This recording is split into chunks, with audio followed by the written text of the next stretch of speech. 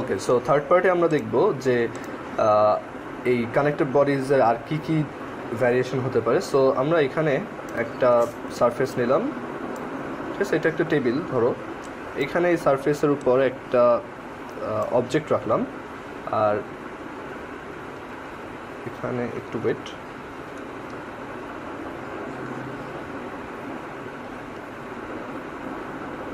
আমরা এখানে একটা পুলি রাখলাম, অ্যান্ড এইখান থেকে একটা রোপ দিয়ে এই পুলির উপর দিয়ে এই পাশে একটা অবজেক্টকে আমরা ঝুলায় রাখলাম, একটা অবজেক্টকে ঝুলায় রাখলাম।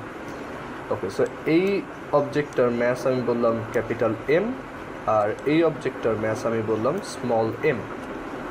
সো এখানে আমার ফ্রি বডি ডায়াগ্রামটা কীরকম হবে অ্যান্ড ক্যালকুলেশনগুলো কীরকম হবে দেখাচ্ছি, দেখো। সো এখানে আমরা যদি এই অবজেক্টের কথা চিন্তা করি, দিস ওয়ান,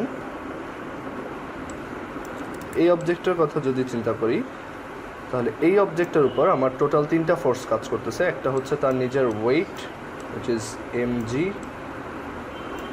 আর একটা হচ্ছে এই সারফেসের যে reaction force capital R, and এই যে রোপটা আমি এখানে রাখছি, এই রোপটা, পুরো রোপটাতে একটা টেনশন ফোর্স কাজ করবে। এই অবজেক্টের জন্য এই টেনশন ফোর্সটা কাজ করবে এটার থেকে রাইট সাইডে, রাইট, আর এই অবজেক্টের জন্য এই টেনশন ফোর্সটা কাজ করবে উপরের দিকে।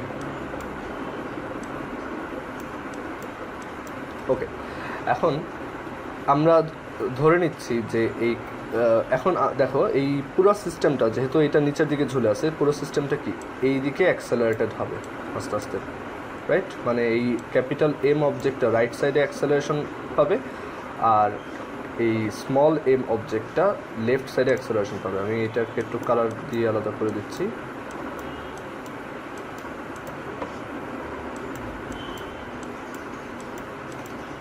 অ্যান্ড এই যে ম্যাসটা আমরা দেখতেছি, এটা অ্যাকচুয়ালি স্মল এম না, এটা হবে ক্যাপিটাল এম। ওকে, সো এইটার রেজাল্ট হিসেবে আমরা যেটা, এই 3টা ফোর্সের রেজাল্টেন্ট হিসেবে আমরা যেটা দেখতে পাচ্ছি সেটা হচ্ছে যে এই যে অবজেক্টটা, এই অবজেক্টটা আস্তে আস্তে রাইট সাইডের দিকে অ্যাক্সেলারেটেড হচ্ছে।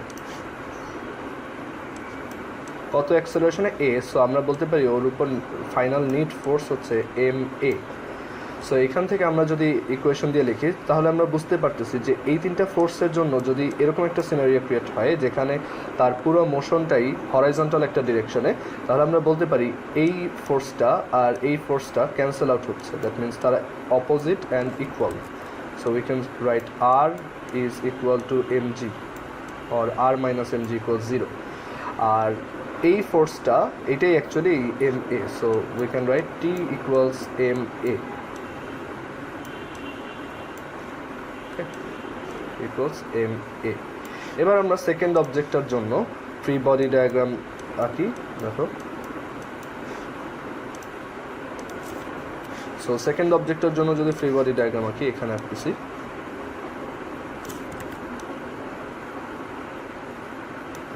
সেকেন্ড অবজেক্টের ম্যাস হচ্ছে স্মল এম, অ্যান্ড তার উপর ফোর্স কাজ করতেছে দুইটা। একটা হচ্ছে আমাদের টেনশন ফোর্স এদিকে ক্যাপিটাল টি, আর আরেকটা হচ্ছে নিচের দিকে তার ওয়েট।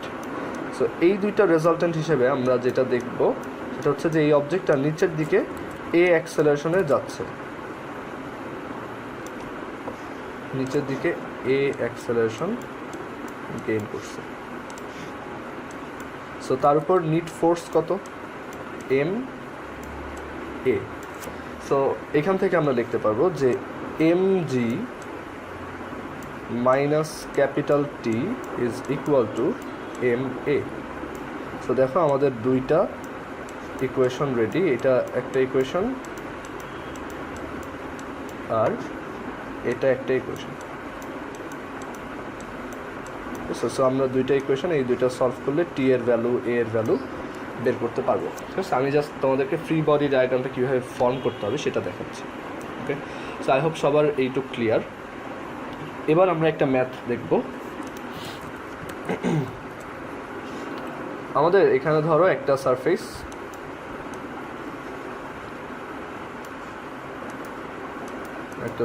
আছে। আমরা এখন সব ফ্রিকশনলেস কনসিডার করতেছি। সো এই সারফেস আমাদের একটা অবজেক্ট আছে বড়, which is we can say capital M, ধরো ক্যাপিটাল M ইকুয়ালস হচ্ছে 3 কেজি। আর এ পাশে আমরা একটা পুলি কানেক্ট করছি এই টেবিলের সাথে, আর এ পাশে আমাদের একটা পুলি কানেক্টেড আছে। ওকে, সো এখন আমাকে যদি বলা হয় যে এই পাশ দিয়ে একটা ওয়্যার রোপ দিয়ে, এই পাশ দিয়ে একটা রোপে একটা ম্যাচ ঝুলানো হইল,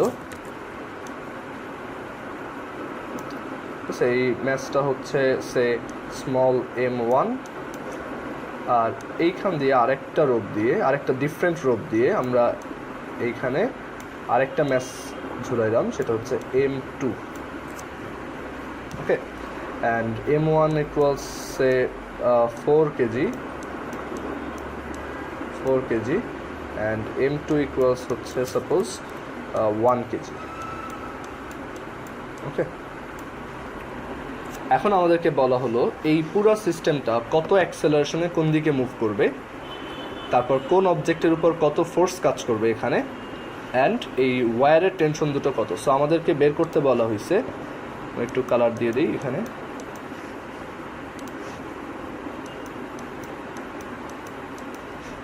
আমাদেরকে বের করতে বলা হয়েছে এখানে এই রোপের টেনশন কত, এখানে কত টেনশন কাজ করতেছে, we denote it as T1, আর এখানে আরেকটা রোপের টেনশন বের করতে বলছে, এটা we denote it as capital T2। So আমাদেরকে কী বের করতে হবে, আর এখান থেকে আমরা বুঝতে পারতেছি যেহেতু M1 M2 থেকে বড়, তাই এই পুরো সিস্টেমটা অ্যাকচুয়ালি এই দিকে একটা মোশন দেখাবে, সেই মোশনটা হচ্ছে কি ক্যাপিটাল A, সেই অ্যাক্সেলারেশনটা কত হবে ক্যাপিটাল A। ওকে, সো এখান থেকে আমরা যদি এখন ফ্রি বডি ডায়াগ্রামগুলো আঁকা স্টার্ট করি, তাহলে দেখো আমরা সবার আগে এই M1 অবজেক্টটার উপর কী ফোর্স কাজ করতেছে দেখি। সো আমরা এখানে আলাদা করে M1কে আঁকতেছি, M1কে আঁকবো। এই M1 ফোর্সের উপর, M1 অবজেক্টটার উপর আমার অ্যাকচুয়ালি দুইটা ফোর্স কাজ করতেছে, একটা হচ্ছে M1G and another one is the tension in the first rope, which is T1, and the resultant of these two forces is M1G minus T1, which is equal to M1A. So this is the first equation.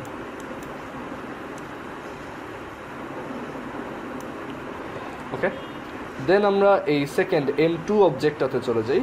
যেহেতু এটার মোশনটা এদিকে, so এখানে আমরা M1G থেকে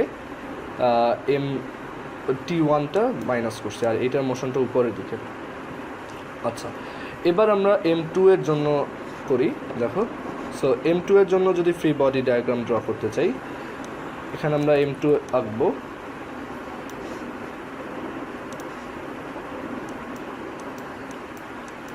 সেই M2 এর উপর first of all উপরের দিকে কাজ করতেছে T1, আর নিচের দিকে কাজ করতেছে M2G, নিচের দিকে কাজ করতেছে M2G, and the resultant of T1 and M2G is M2A. Sorry, এটা T1 হবে না, এটা হবে T2, সরি, এটা হবে T2।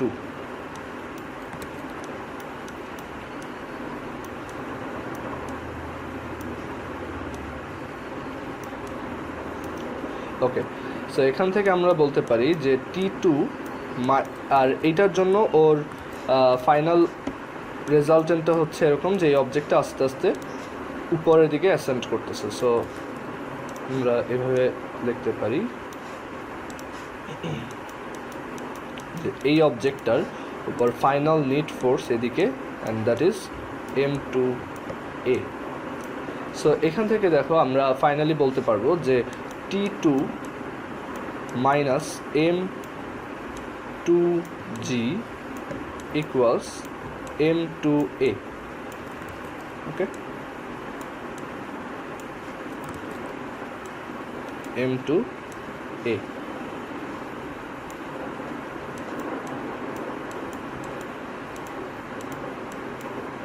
ওকে, সো আমাদের দুইটা ইকুয়েশন রেডি। এবার এই যে ফাইনাল বড় অবজেক্টটার উপর আমাদের ফ্রি বডি ডায়াগ্রামটা অ্যাপ্লাই করতে হবে। সো এটার জন্য আমি দেখো এটা এঁকে নেই।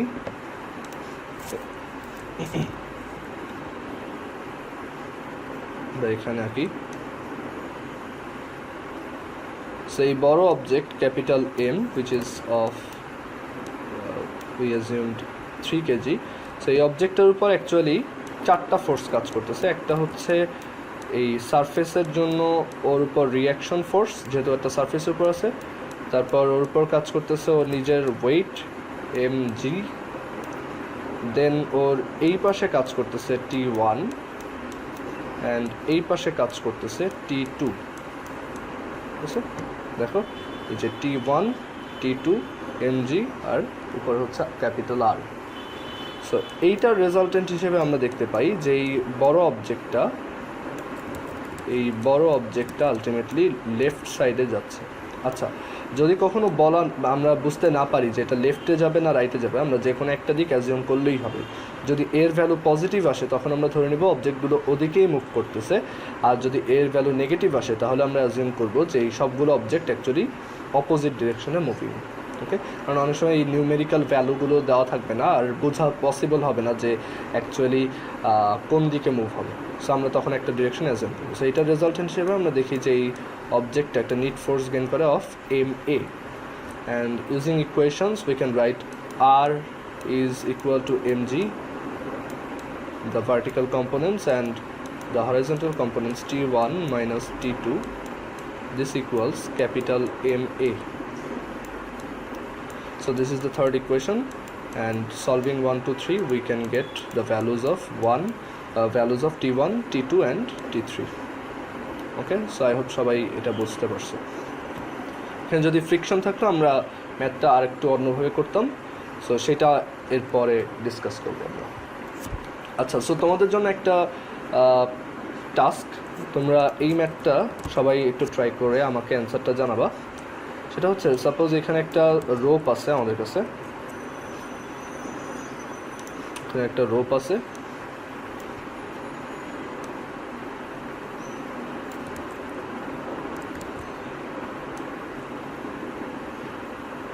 এরকম। সো এই রোপটার এই পাশে আমি একটা ফোর্স অ্যাপ্লাই করতেছি which is capital T, and this is 10 Newton, and এই পাশে আমি আর একটা টেনশন অ্যাপ্লাই করতেছি which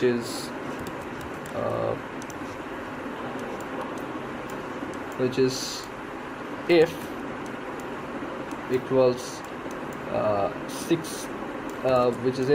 16 নিউটন। ওকে, অ্যান্ড এই যে রোপটা, এই রোপটার টোটাল লেংথ হচ্ছে 1 মিটার,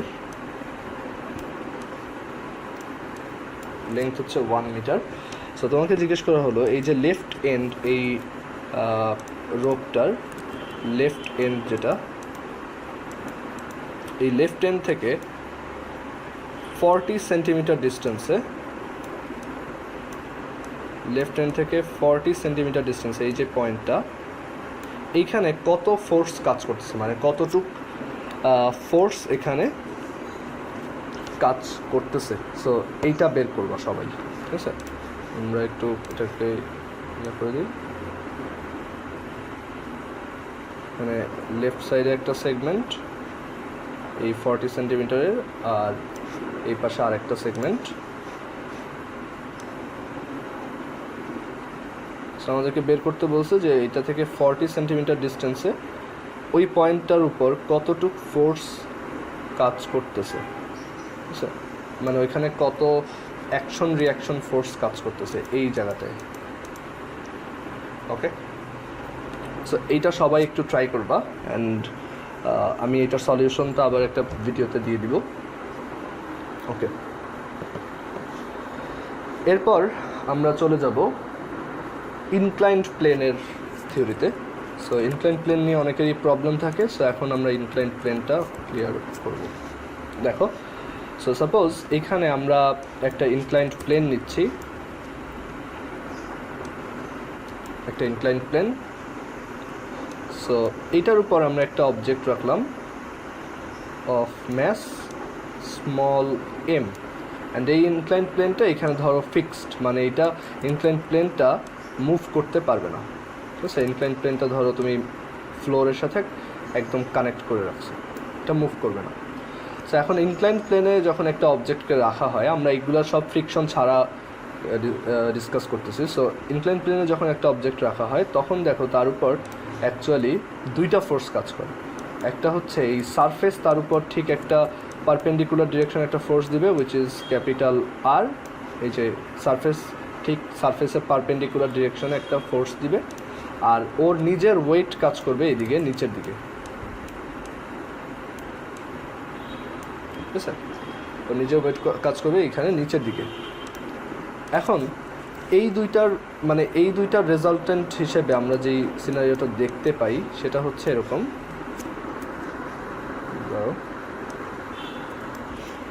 হচ্ছে এরকম যে আমাদের এখানে ইনক্লাইন্ড প্লেনটা আছে,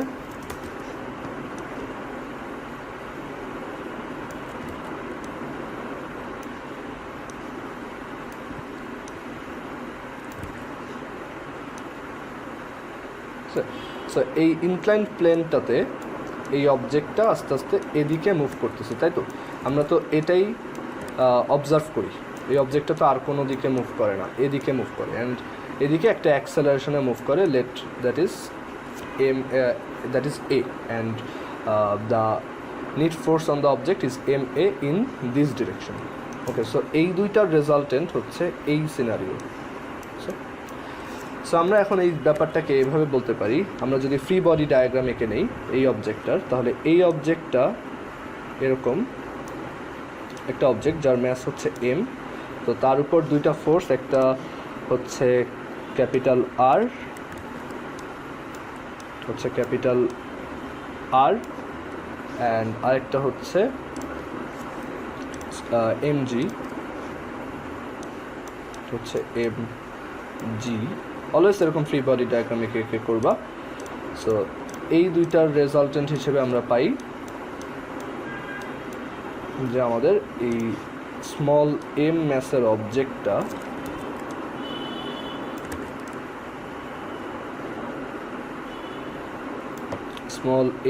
অবজেক্টটা এই দিকে একটা অ্যাক্সেলারেশন গেইন করতেছে। সো আমরা বুঝতে পারতেছি যে এই আর অ্যান্ড এম জি এর রেজাল্টেন্ট হচ্ছে এম এ। সো এই ব্যাপারটা কীভাবে এক্সপ্লেন করা যায়, সেটা হচ্ছে আমরা যদি এই যে ডিরেকশনটা, এই যে সারফেসটা যেই দিকে, এই যে এদিকে, এটার প্যারালেল করে এই অ্যাক্সিসটাকে যদি আমরা এক্স অ্যাক্সিস ধরি, এখানে ওই অ্যাক্সিসটা এঁকে নিচ্ছি প্যারালেল করে। তো এটা যদি আমাদের এক্স অ্যাক্সিস হয়, তাহলে এই অ্যাক্সিসটা হচ্ছে কি আমাদের ওয়াই অ্যাক্সিস, এটা হচ্ছে আমাদের ওয়াই অ্যাক্সিস।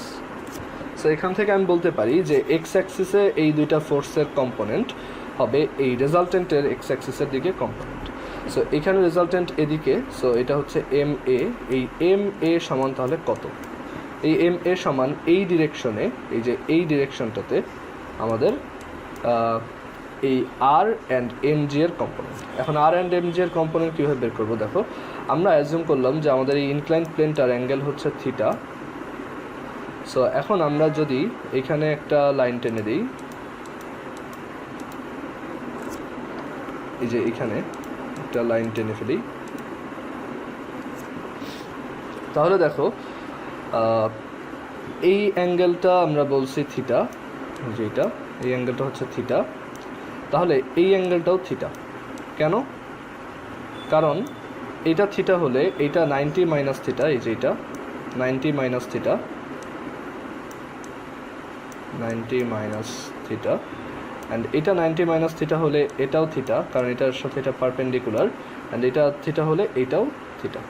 ওকে, সো দেখো আমরা যদি এখন এই আর অ্যান্ড এমজি এর রেজাল্টেন্ট নিতে চাই, তাহলে আমরা রেজাল্টেন্ট না নিয়ে আমরা তো জানি এই দুটো রেজাল্টেন্ট হচ্ছে এম এ, আমরা বলতে পারি কম্পোনেন্ট থিওরেম দিয়ে যে এই ভার্টিক্যাল ডিরেকশনের যত কম্পোনেন্ট সেটা হচ্ছে এইটার ভার্টিক্যাল ডিরেকশনের কম্পোনেন্টের সাম।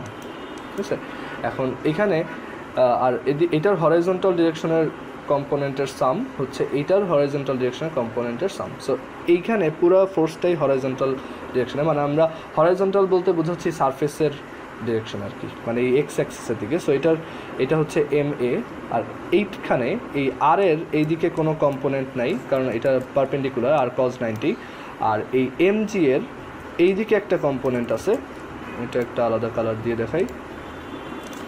এই এম জি এর এদিকে একটা কম্পোনেন্ট আছে which is M G cos theta,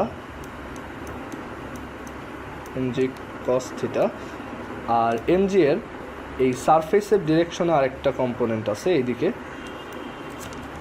এই ডিরেকশনে, which is M G sine theta. So আমরা অ্যাকচুয়ালি বুঝতেছি যে এই এক্স অ্যাক্সিসের দিকে শুধু এই একটা কম্পোনেন্টই কাজ করতেছে। ঠিক আছে, সো আমরা এখান থেকে বলতে পারি যে এম এ সমান হচ্ছে actually M G sine theta. আর যেহেতু এখানে ভার্টিক্যাল ডিরেকশনে কোনো মুভমেন্ট নাই, কম্পোনেন্ট নাই, মানে ভার্টিক্যাল বলতে এই যে সারফেসের উপর পারপেন্ডিকুলার ডিরেকশনে, এই মাউস যেখানে নিচ্ছি এই ডিরেকশনে, সো এখান থেকে আমরা বলতে পারি আর অ্যান্ড এই এম জি কস থিটা হচ্ছে balanced, R equals M G cos theta. ঠিক আছে, সো এই ব্যাপারটা আমাদের বোঝা জরুরি। সো এই দুটা আমি আরেকবার একটু এটা এক্সপ্লেন করি, একটু ক্লিয়ার আপ করি, আমি একটু আরেকবার ইজিলি বলবো।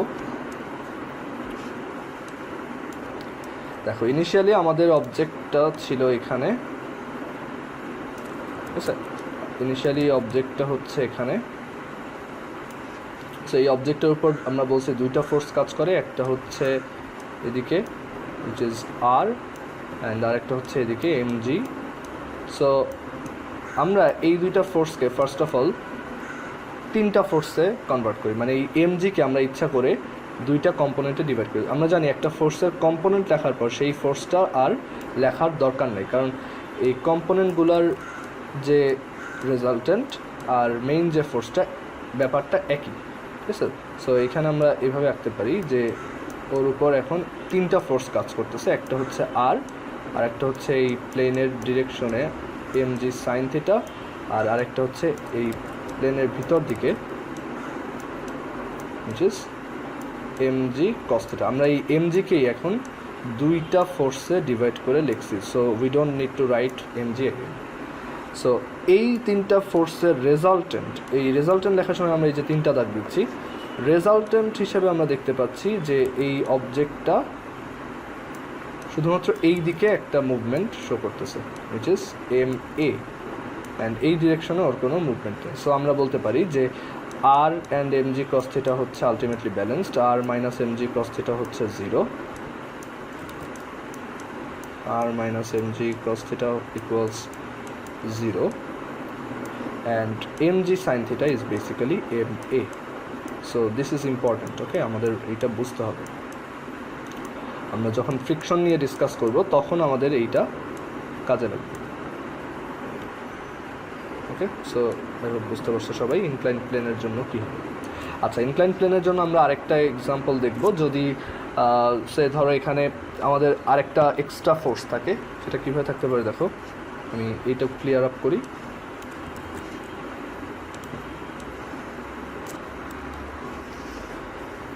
এখানে ধরো আমরা বললাম যে এই অবজেক্টের উপর এই দিকে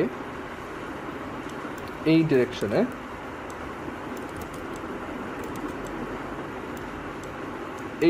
একটা ওয়্যার রোপ দিয়ে টেনশন ফোর্স ক্রিয়েট করা হচ্ছে which is in an angle of alpha. ঠিক আছে, অ্যান্ড আমরা দেখতেছি এই অবজেক্টটা তারপরও এইদিকে মুভ করতেছে। আমরা বলে দিলাম যে এই অবজেক্টটা দেখা গেছে এইদিকে মুভ করতেছে।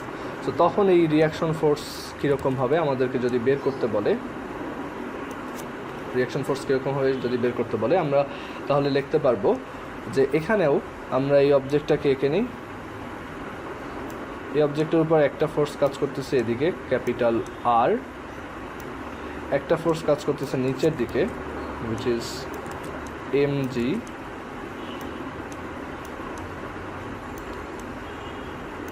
and আরেকটা ফোর্স কাজ করতেছে এই দিকে which is capital T in an angle of alpha.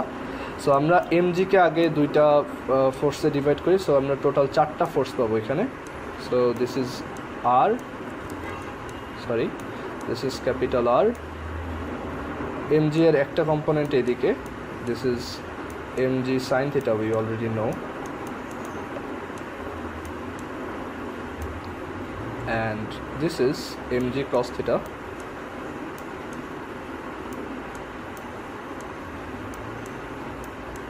mg cos theta, and the last force is capital T. আচ্ছা, এই ক্যাপিটাল টি কেও আমরা দেখো দুইটা ফোর্সে ডিভাইড করে নিতে পারি। আচ্ছা, একটু আমার ড্রয়িংয়ে স্লাইটলি ঝামেলা হয়েছে, এটা অ্যাকচুয়ালি ঠিক mg cos theta এর পারফেক্টলি অপোজিট ডিরেকশনেই হবে, আদারওয়াইজ একটা কনফিউশন থাকতে পারে।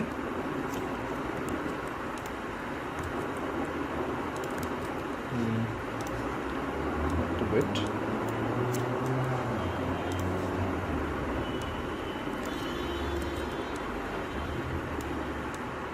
So this is R, and আমরা চাইলে এই টিকেও দুইটা কম্পোনেন্টে ডিভাইড করতে পারি।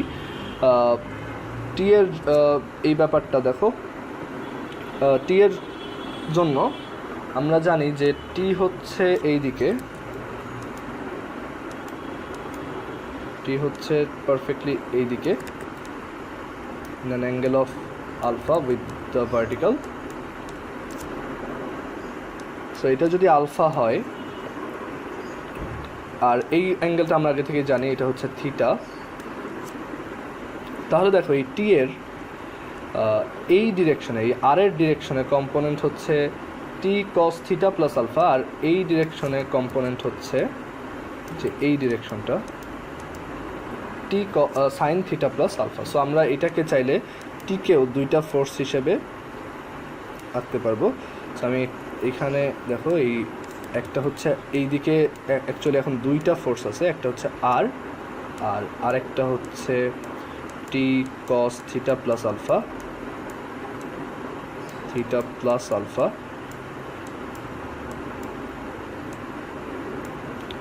ওকে, অ্যান্ড এই ডিরেকশনে আমাদের একটা ফোর্স আছে, সেটা হচ্ছে mg sin থিটা।